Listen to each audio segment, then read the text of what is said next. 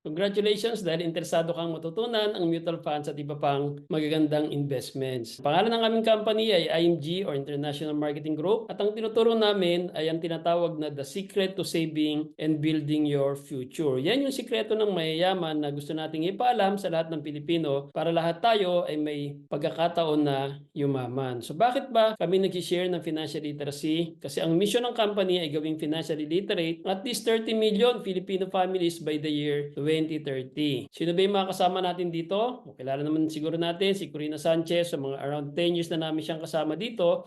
At si Senator Tulfo naman ay noong 2023 dahil nakita niya na yung advocacy niya naturuan, especially mga OFWs na makaipon, na wag ipadala lahat sa Pilipinas, no? Huwag kalimutan yung sarili dahil maraming mga OFWs ang tumatanda na walang ipon at yung iba na i-scam pa kaya lagi niya sinasabi dapat maging wise tayo pagdating sa kaperahan. At yan yung advocacy ng IMG, no? Na gawing financially literate ang mga Pilipinos. Yung tinuturo namin actually na sa isang libro na ang title ay The Secret to Saving and Building Your Future. So kung gusto mo ng ebook, pwede kitang padalhan. Bakit ba natin kailangan matuto mag-invest? Of course, iba-iba yung reason natin, di ba? Merong iba gusto mag-ipon para sa retirement, yung iba gusto mag-ipon para sa education ng anak, or dream house, or dream travel. Pero ang pinaka-main goal dapat natin, or ultimate goal natin, ay ma-achieve natin yung tinatawag na financial freedom. Ano ibig sabihin nun? Dapat dumating yung time na pera naman ang magtatrabaho para sa atin. Kasi hindi habang buhay kaya nating magtrabaho. So dapat dumating yung time na wala na tayong mga financial responsibilities at pera na yung nagtatrabaho para sa atin. Kasi ang pera kapag yan ay nagtrabaho, hindi yan tumitigil, hindi yan nagkakasakit, hindi yan namamatay. So continuous lang yan na magpo-provide sa atin ng income. So living on interest tayo or nandun tayo sa tinatawag na passive income or permanent income. Okay? Kasi nga, yung mga pangangailangan natin, permanent yan. Hanggat buhay tayo, kailangan natin kumain, kailangan natin ng matitirhan. So dapat meron tayong permanent income. Kasi pag dumating yung time na yan, wala tayong problema sa pagkain, wala tayong problema sa matitirhan, at syempre nakakapag-enjoy naman tayo. Kasi nung nagkatrabaho tayo, pwedeng wala kasi tayong time or wala tayong budget. Pero syempre pag may pera na nagtatrabaho para sa atin, pwede na tayong mag-enjoy. And kung magkasakit tayo, wala tayong problema kasi nga merong pera na nagtatrabaho para sa atin. At yung mga utang natin, nabayaran na lahat at yung mga anak, tapos na ng pag-aaral, may kanya-kanya silang trabaho or may kanya-kanya na silang negosyo. So, yun na yung tinatawag na financial freedom. Kaya lang, kadalasan, nandito pa lang tayo. Mataas yung ating financial responsibilities, kaya kailangan natin kumayod, kailangan natin magtrabaho. At mas mataas ang financial responsibilities natin, mas kailangan nating kumayod. So, halimbawa, yung isang breadwinner, kumikita ng 300,000 pesos per year or 25,000 pesos per month. So, yung income na yan, temporary lang yan, di ba? Kasi anytime pwede mawalan ng trabaho. Paano yung mga pangangailangan? Di ba? Pag nawalan tayo ng trabaho, hindi naman pwedeng sabihin sa mga anak na, anak, kakain tayo ngayon pero ang sunod niyan baka next month na. So hindi pwede. Di ba? So hindi naman pwedeng wala tayong matitirahan, hindi naman pwedeng wala tayong maisusuot. And yung mga anak, kung nag-aaral yan, hirap namang sabihin, anak, tigil muna kayo sa pag-aaral. So syempre, kawawa naman sila and baka dumating yung time, may kanya-kanya na silang pamilya, sa atin pa rin umaasa. Kung magkakasakit tayo, syempre kailangan pa rin natin magpagamot. At kung may mga utang, kailangan pa rin niyang bayaran. So, ang goal natin, dapat from having big responsibilities and us working for money, dapat makalipat tayo dito na wala na tayong financial responsibilities, pero naman ang nagtatrabaho para sa atin. Okay, so paano natin yung gagawin? No? May tinatawag na X-curve. Ito ang nagdi-define ng relationship between wealth and responsibility. O bakit ba siya tinawag na X-curve? Kasi nga, merong dalawang linya at yung isang linya ay paakyat. Yan yung tinatawag na the law of building wealth o yung ating money line. So, ibig sabihin, habang nagkakaedad tayo, dapat tumataas yung ating ipon. Dapat nakakapag-build tayo ng wealth. Katapat niyan, merong isang linyang pababa. Ito naman yung tinatawag na the law of decreasing responsibility. So, ibig sabihin, habang tumatanda tayo, dapat nababawasan or nawawala yung ating mga financial responsibilities. Kasi nga, hindi tayo makakapag-retire, wala tayong karapatan tumigil sa pagtatrabaho hanggat meron pa tayong mga financial responsibility. So, sa loob ng mahigit 10 taon ko dito, no? 2011 pa ako nag-start dito sa IMG. Ang dami ko nang nakausap na yung iba, mga seafarers pa na laki ng kinikita, pero 60 plus na, kailangan pa rin sumakay ng barko. Kasi nga, may mga natitira pa ng mga financial responsibilities. May pinapag-aral pa, may binabayaran pa ng mga lupa, bahay, sasakyan. Kailangan mawala yung financial responsibilities para pwede tayong makapag-retire na financially free. Paano ba kinukompute ang ating financial responsibilities? So kung magkano man yung ating annual income, minumultiply natin ng 20. So yung example nga natin, di ba? 300,000. Kung multiply natin ng 20, that's 6 million. At paano natin mapapababayan? Kada piso na ilalagay natin sa ating money line ay piso rin sa kabawasan sa ating responsibility line. For example, 6 million. Kung nakapagtabi na tayo ng 1,000 pesos, umakyat na ng 1,000 pesos yung ating money line. Bumaba na rin ng 1,000 pesos yung ating responsibility line. So 5,999,000 na lang ito. Umakyat ng 2 million yung ating money line, bumaba rin ng 2 million yung ating responsibility line. Kaya 4 million na lang yan.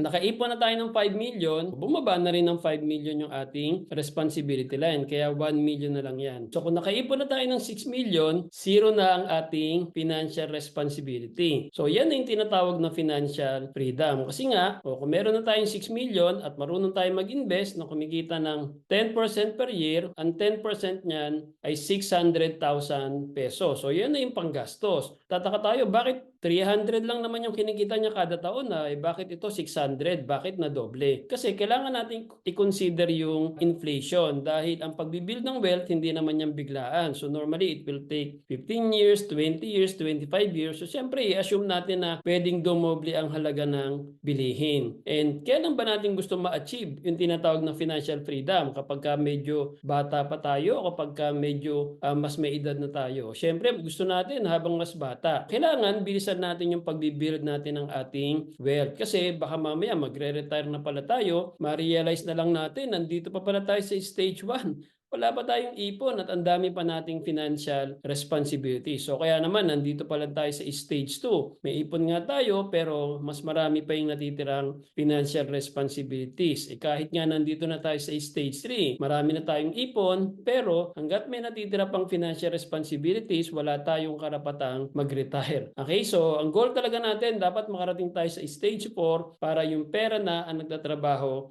para sa atin. So, ngayon, napaka-importante ng financial literacy kasi nga, di ba, may mga kilala tayo, minsan mga artista, magaganda yung buhay dati pero nababalitaan na lang natin. Bumagsak no, napunta pa dito sa stage 1 or sa stage 2, nangihingi na ng tulong kasi nga hindi financial literate. And isa pang problema natin kapag nagbi-build pa lang tayo ng wealth, paano pag bigla tayong kinuha ni Lord? O wag naman sana agad, di ba? O masakit mawala ng mahal sa buhay pero mas masakit kapag ang daming iniwan ng mga financial responsibilities. So sino magpapaaral sa mga anak, sa nakukuha ng panggastos, o paano yung mga utang na binabayaran. So kung merong insurance, yun ang magpapakit ng money line para mawala yung mga financial responsibilities. Ngayon, isa pang possibility ay yung mabuhay naman tayo ng matagal. Good news yan kung mabuhay tayo ng matagal. Pero bad news yan kapag wala tayong ipon. Diba? Kanino tayo asa? Sa gobyerno, sa charity, sa mga anak natin. Of course, mga anak natin, hindi tayo matitiis niyan. Mahal tayo niyan. Kaya lang, paano kung sila mismo may mga sariling financial responsibilities? Kaya mas maganda, tayo mismo merong sarili nating pera. And paano natin yan magagawa? Dapat naiintindihan natin yung mga magagandang investments kagaya ng mga premium deposit fund, mutual fund, stock market, and even long-term healthcare. Ngayon, isa pang problema, iba sa atin, merong healthcare na ginagamit ngayon provided ng kanilang company, pero hanggang kailan lang yan pwedeng gamitin? Di ba? Hanggat employed lang tayo. Kung na-disabled na nandito na sa stage 4 o medyo walang masyadong problema kasi nga may pera na magtatrabaho para sa panggastos niya, pampagamot niya, pang-maintenance niya. So, walang problema. Kaya lang pag nandito pa lang, diba, biglang na-disabled, biglang nagkasakit, medyo malaking problema yan. So, yung 3 major financial needs, ito yun, no? Life insurance, healthcare, and investment. So, isa lang mawala dyan. Sa tatlo na yan, medyo may problema na tayo. Pero kung yung tatlo mismo, wala lahat,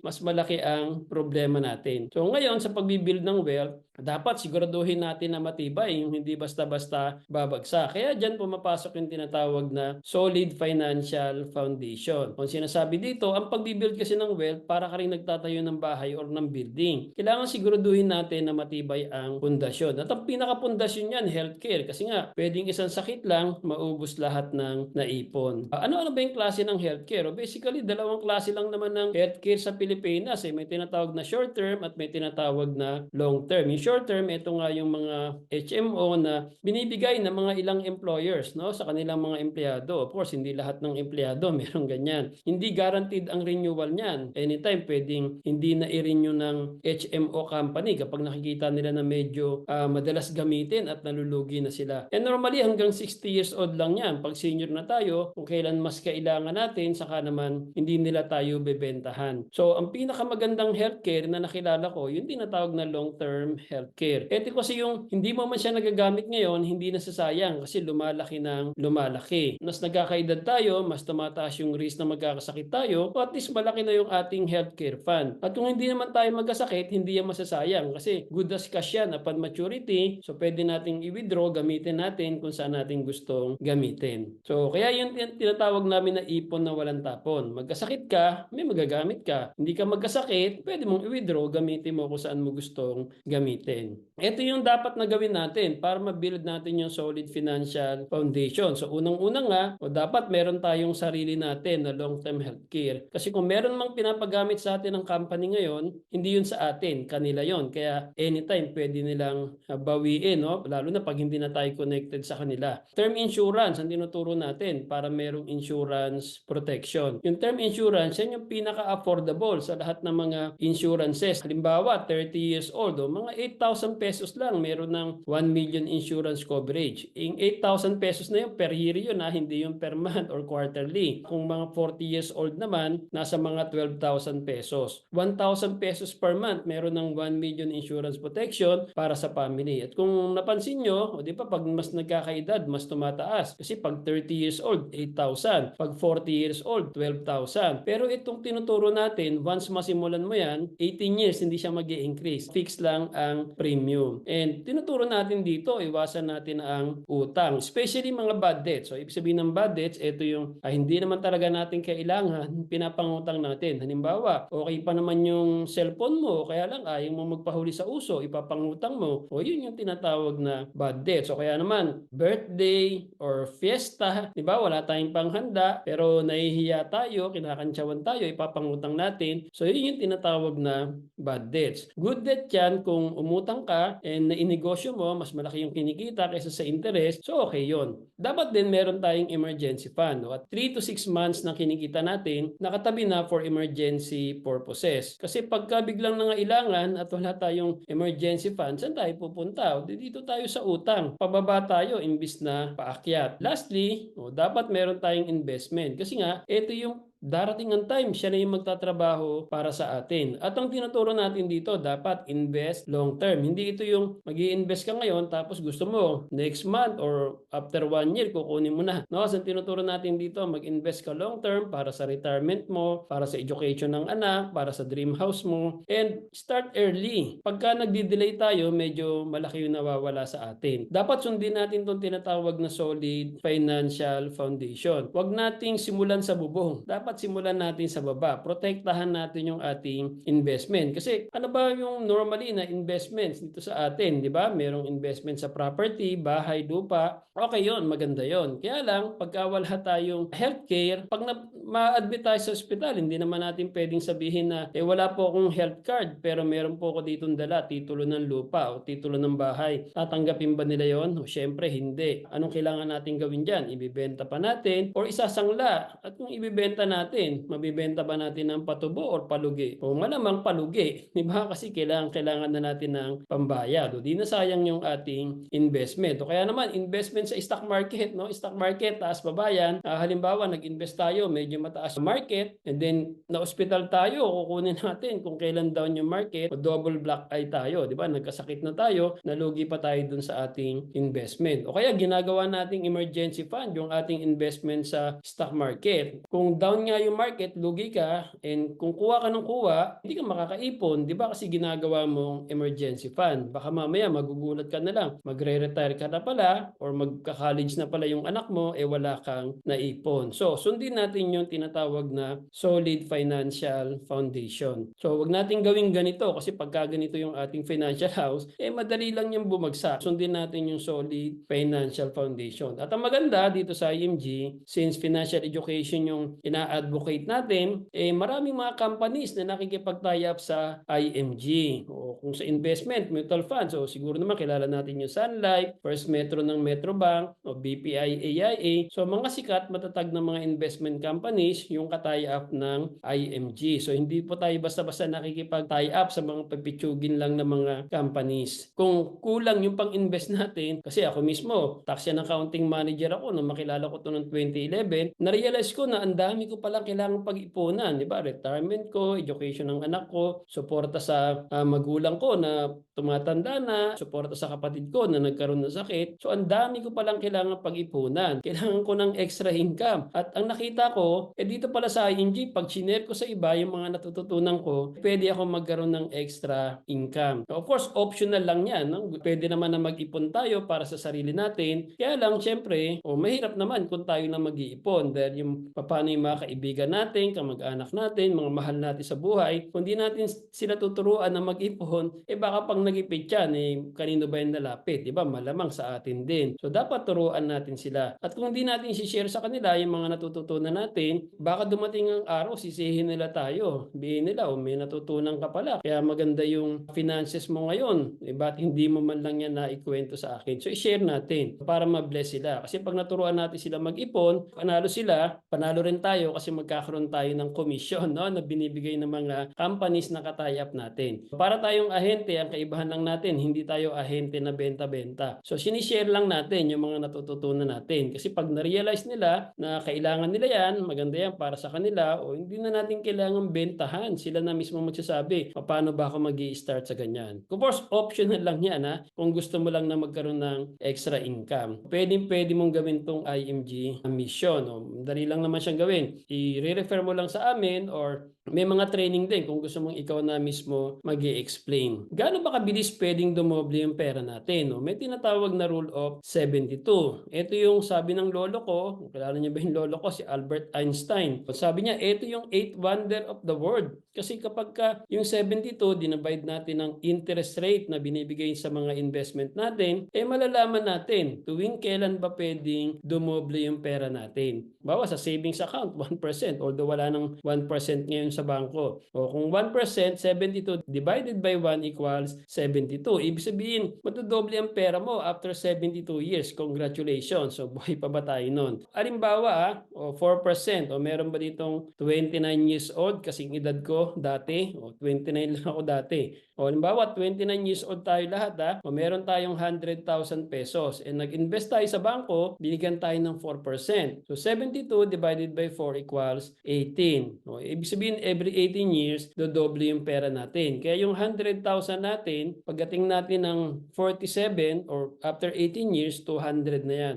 After another 18 years, 65 tayo, 400,000 na yung investment natin. O, kasya na ba yan para sa retirement? No way, di ba? Napakaliit niyan. Pero halimbawa, natuto tayo mag-invest sa 8%. Kagaya ng mga MP2 ng pag-ibig. Okay, so 72 divided by 8 equals 9. Sabihin, every 9 years, doble yung pera natin. So kaya, in a span of 36 years, kapares din ito, mapapadoble siya ng 4 na beses. Kaya siya magiging 1.6 million. May iba nagtatanong, sir, dinoble lang yung interest rate Bakit hindi doble lang yung investment? Bakit naging times 4? Kasi nga, yung interest niya, tumutubo din ng interest. So yan yung tinatawag na compounding interest. So ngayon, kung nag-invest tayo sa bangko, hindi naman nila itatabi sa vault nila yan. Invest nila sa mas mataas. So halimbawa, 12%. 72 divided by 12 equals 6. Every 6 years, doble na. Kaya yung 100,000, kaya nilang padoblehin yan ng 6 na beses sa loob ng 36 years. Kaya yung 100,000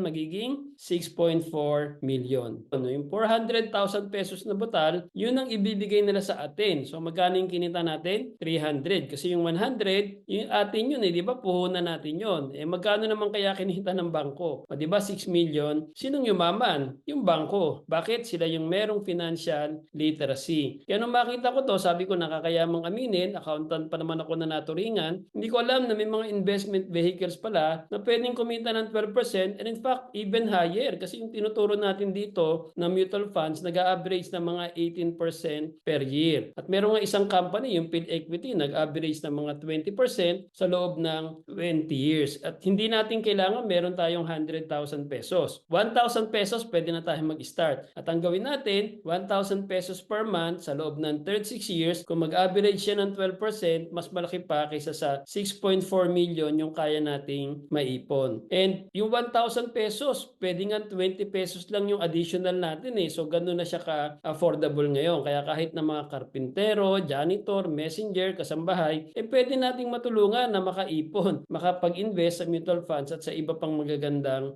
investments. Kaya nung makita ko yan, sabi ko, kailangan talagang ipaalam to sa lahat ng Pilipinos para lahat tayo may chance maging milyonaryo. Yung iba nagsasabi, sir, ang ganda ng tinuturo nyo, kaya lang, wala naman ako pang-invest Sundin lang natin itong tinatawag na abundance formula. Ibig sabihin, pagtanggap ng sweldo natin or ng business income natin, 10% balik natin kay Lord kasi ibabalik niya yan, siksik-liglig, umaapaw. At 20%, i-save na natin para sa future. 20% yan yung pagkasyahin natin. So, yung iba nagsasabi, sir, yung 100% niya, hindi ko na mapagkasya 70% pa kaya? O anong kailangan natin gawin? Ilista natin yung mga pinag-aagastusan natin. Kasi ang tao, kahit na gaano kaliit ang kinikita, meron at meron pa rin talagang binibili na hindi naman niya kailangan. Tanggalin natin yon or bawasan natin. Pero syempre, limited lang talaga yung pagbabawas ng expenses. Ang pinakamaganda talaga, dagdagan natin yung ating income. O marami naman pwedeng pagkakitaan, di ba? Pero ako, ang nakita ko talaga, ito yung pinakamaganda, ito yung pinakamadali. Kasi isi-share lang naman natin sa iba yung mga natutunan natin dito sa IMG. At paano ba tayo matutulungan ng IMG na makapag-start? Through its membership benefits platform. So, ano ibig sabihin yan? Kasi once maging part ka ng IMG community, napakarami ng benefits yung pwedeng ma-enjoy mo. So, ito yung summary. Lifetime na yung financial education. So, nakilala ko tong IMG. Nagbayad pa kami ng 6,000 pesos per head sa isang financial literacy seminar. Kasama ko yung asawa ko, kaya 12,000 pesos yung binayad namin. Pero hindi naman kami nagsisi kasi nga doon namin nakilala yung IMG at ang laki na lang naitulong sa amin ng IMG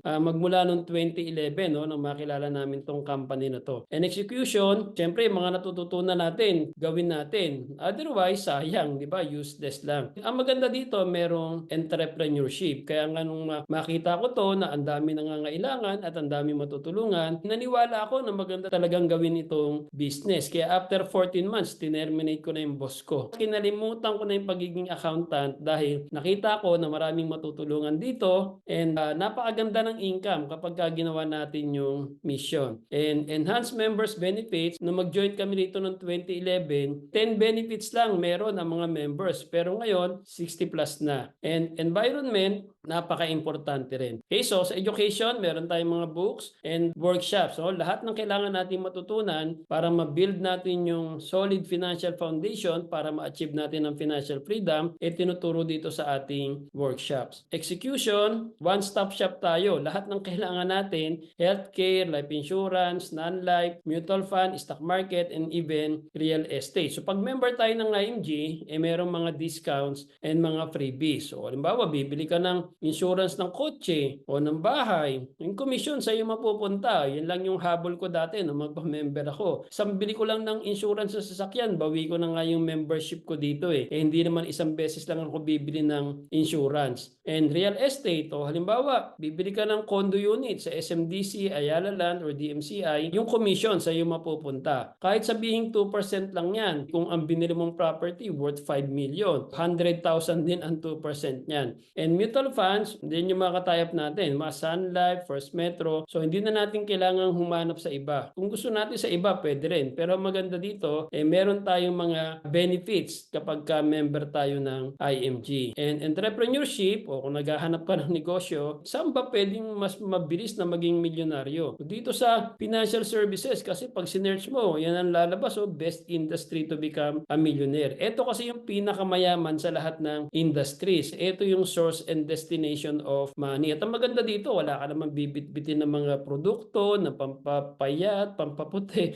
o kung ano mang produkto. So, nag-educate lang tayo. O, pwede mo itong gawing part-time or full-time. Ako, nung makilala ko ito noong 2011, tax and accounting manager ako. So, ginawa ko muna siyang part-time. Paglabas ko ng office or during weekend, nag-aral ako dito and then chinare ko hanggang sa after 14 months nga ay nag-full-time na ako dito. At ang maganda, walang quota, kaya walang pressure. And permanent na yung position natin. Of course, pag ginagawa natin yung mission, pwede tayong ma-promote, tumataas yung commission rate natin. Pero halimbawa, nagpahinga ka 2 years, 5 years, pagbalik mo, yung pa rin ang position mo. So, walang demotion dito. Ownership and vesting rights, ibig sabihin, kung magkano man yung kinikita mo dito, yung pinaghirapan mo, hindi siya masasayang. Pwede mo siyang ipamana sa asawa mo or sa anak mo. Unlike sa corporate, kahit na anong position pa yan, hindi mo yan mapapamana. Pwede kang kumita 20,000, 50,000, so hindi siya imposible dito sa IMG. Kaya nga kinalimutan ko na yung pagiging accountant ko, di ba? Hindi ko naman gagawin yun kung wala naman akong kikitain dito. Siyempre, kailangan ko din naman pag-ipunan yung retirement ko, yung education ng anak ko. May mga kailangan din akong pag-ipunan. Kaya ang maganda lang dito, hindi tayo empleyado, wala tayong time card, wala tayong quota, so napakaganda niyang gawin. Ang maganda dito, pag ginawa natin yung mission, napaka-generous ng company. Isa sa mga paborito namin benefits dito, yung mga free travels. Nung makilala namin to noong 2011, 9 years na kaming kasal ng asawa ko, pero hindi kami nagta-travel. Pero dito, pabalik-balik na kami sa iba't ibang bansa sa Asia, Hong Kong, Singapore, Macau, Taiwan, Thailand, Malaysia, Vietnam,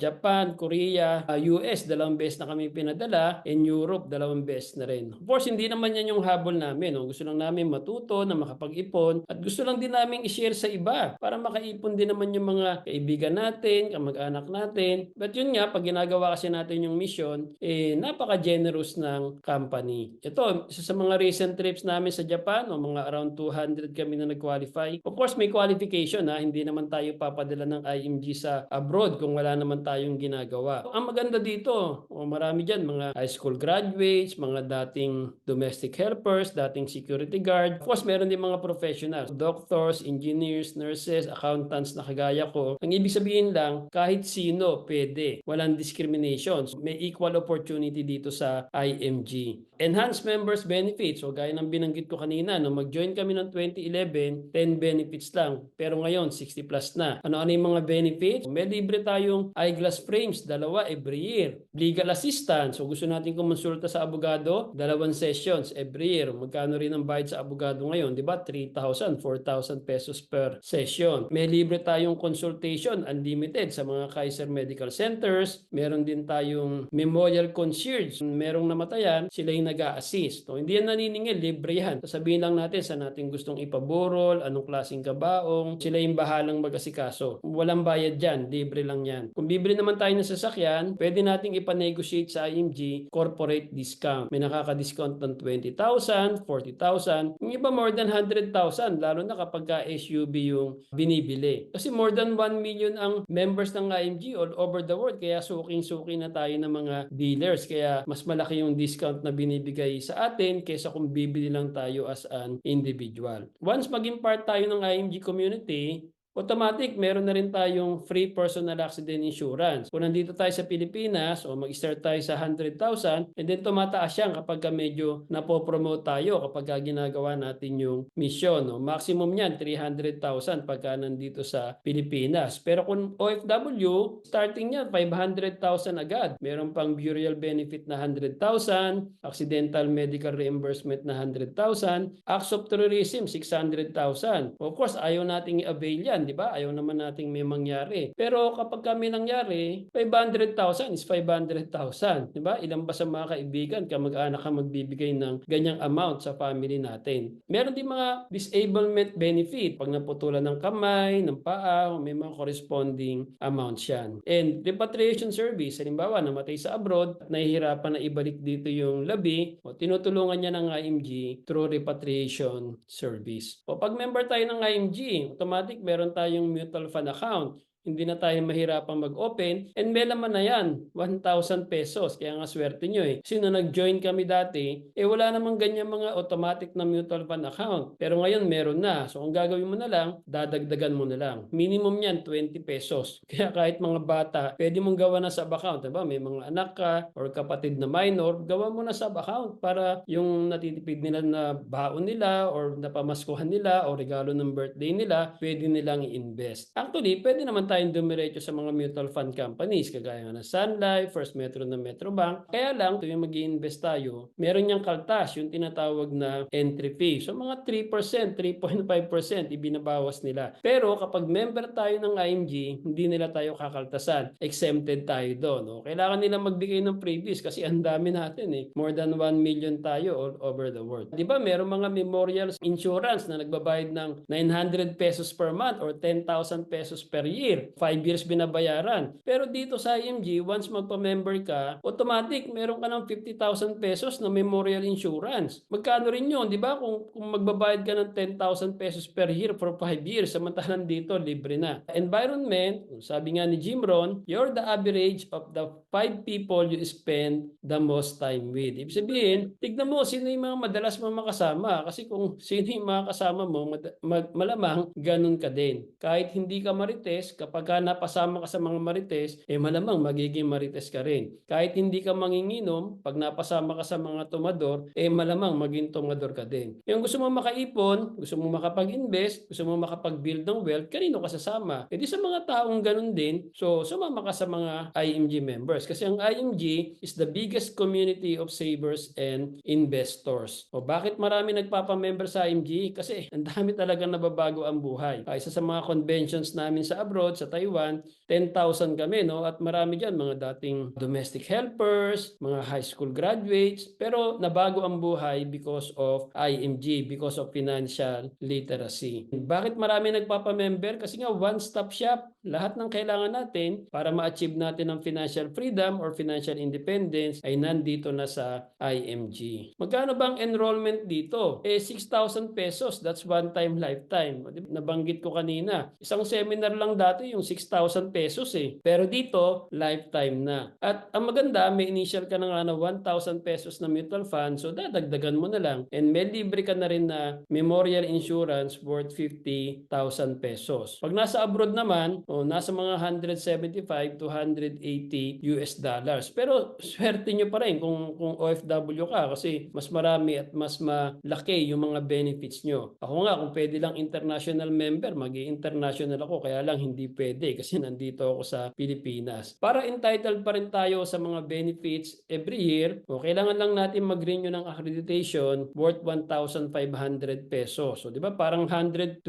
pesos lang yan per month. Pero kung kukumputin natin yung benefits, nasa mga 100,000 yan. And ang maganda, nasa Pilipinas ka man o nasa abroad, pare-pares na yung ating renewal. At kung mag-for good ka nga dito ka na sa Pilipinas, pero ang benefits mo, pang international pa rin, kaya sulit na sulit. So, wag lang natin kalimutan, again, yung two major possibilities. What if kunin agad tayo ni Lord? Ang solusyon dyan, dapat meron tayong life insurance, especially kung breadwinner tayo, kung may mga umaasa sa atin. Kung mabuhay naman tayo na matagal, ang solusyon dyan, dapat meron tayong investment and long-term healthcare. Pwedeng hiwa-hiwala yan, pero ang maganda, ang ginawa ng Kaiser, isang produkto, pinagsama-sama niya na yan. Yun yung Kaiser long-term healthcare natin. natin. Kaya nga sabi ni Daniel Padilla, kung meron kang Kaiser long-term healthcare, nasa iyo na ang lahat. Healthcare, insurance, and investment. And wag nating i-delay. Kasi pag nagde-delay tayo, malaking nawawala sa atin. Ito, example, magkaibigan, si Mr. Now saka si Mr. Delay. Si Mr. Now, age 22, nag-start na agad siya. 58,821 pesos per year. 7 years lang siya nag-invest. Pagkatapos niyan,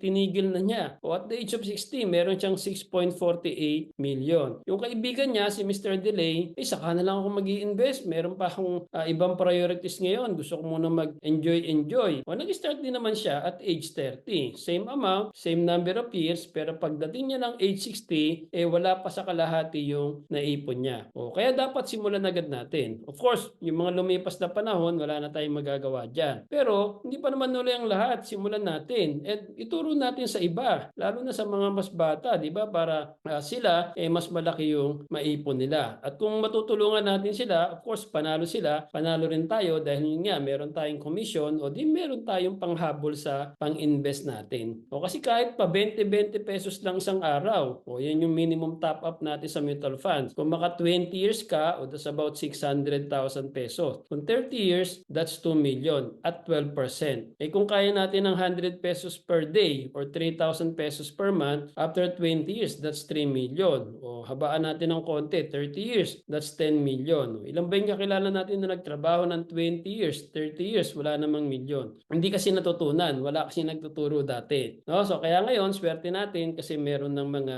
financial literacy sessions. At mas malaki yung kaya natin, mas maganda. Kaya nga, ang marirecommend ko talaga, gawin natin ang mission ng IMG. Makakatulong na tayo, may extra income pa tayo, kaya mas malaki yung pwede nating maipon. So, congratulations kasi nakapakinig ka nito, o bibigyan ka namin ng free 20,000 pesos personal accident insurance. So, wala kang kailangang bayaran. Magpa-member ka man sa IMG o hindi, mag-invest ka man o hindi, meron kang free 20,000 pesos personal accident insurance. That's token of appreciation sa pakikinig mo, sa pagiging part ng aming 30M by 30 financial literacy campaign. And kung isi-share mo naman to sa iba, o pagka meron tayong nakausap o na-educate na 5 sa mga kaibigan mo, kamag-anak mo, bibigyan ka rin namin ng t-shirt. No? Meron tayong libreng t-shirt. Kulay white. No? Kagaya ng t-shirt ko na to, pero kulay white. Ayan, so libre lang yan. Thank you, and kung meron ka mga questions, so just contact us or kausapin mo kung sino man yung nag-forward sa'yo ng video na to.